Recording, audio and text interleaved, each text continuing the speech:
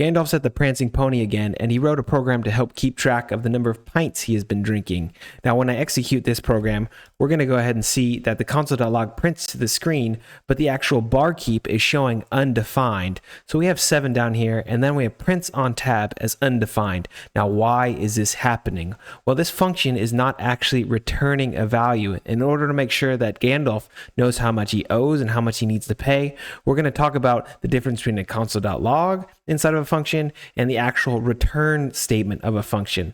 Let's go ahead and hop into concepts to explain this a little more. Inside of concepts, we have a couple different functions, a couple different variables, but I want us to focus on line 4.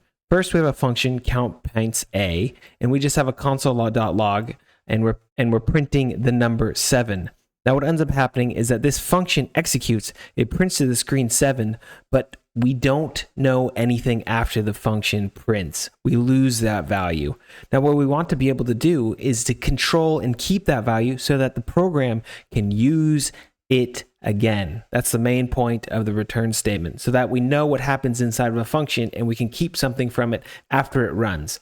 Underneath, we actually have a count prints a, which is being stored into the variable a. Now, what we're going to see is that this console.log actually prints to undefined because we do not have a return statement inside of this function. Now, in order to return a value, we just use a simple keyword return down here. So starting on line 12, we have a function that is titled count pints b, and we're actually returning the value of 7.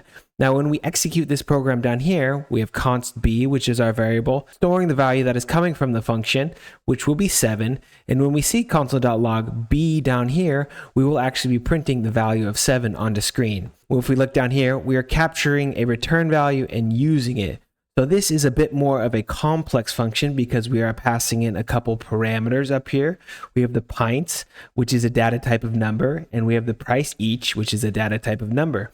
So when we actually run this function and we have a total tab of 7 pints, we're passing in 7 because Gandalf's had 7, and we're going to say that each one costs $3. So now what we're actually returning is the multiplication between pints and price each, as they are being passed in as parameters inside of this function.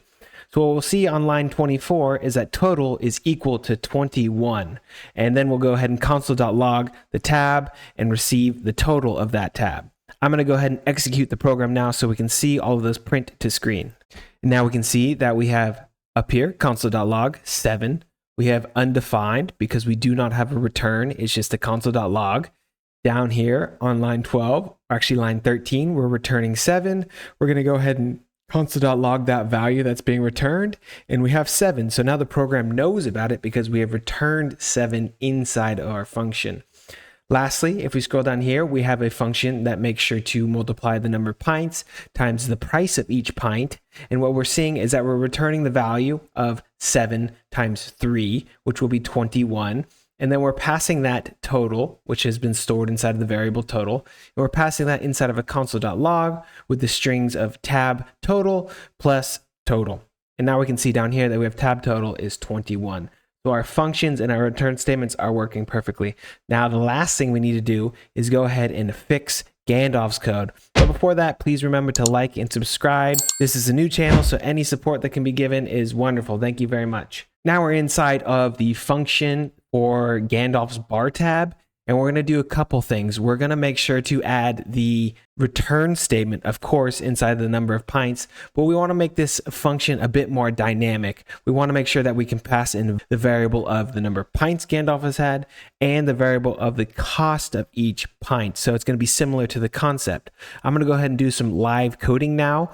And first, we're going to add in the parameter for the number of pints that Gandalf has had.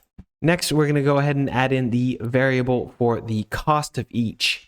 I'm going to go ahead and delete the cost of pints from here because we're passing in it as the variable or as the parameter. I'm going to go ahead and delete the console.log pints because we don't want the console.log here. We actually want to return a value so that the barkeep knows the total tab for Gandalf. Here we have pint count. We have an error because we actually need to pass in the values. So we're going to say he's had, let's say he's at 8 pints now because it's taken a while to run this program.